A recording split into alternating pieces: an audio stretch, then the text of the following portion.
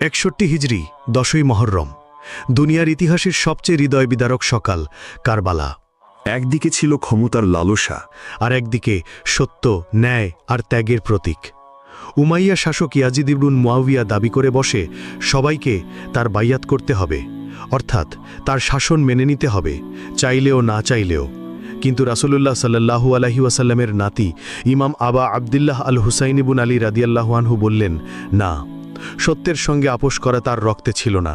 তিনি জানতেন এই না বলাটাই হবে তার মৃত্যুর কারণ।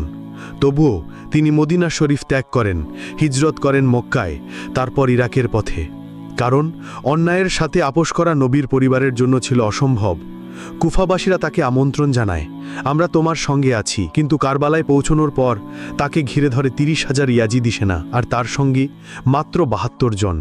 তবুও তিনি ফিরে যাননি। শুধু সামরিক অবরোধেই নয়, পানির পথ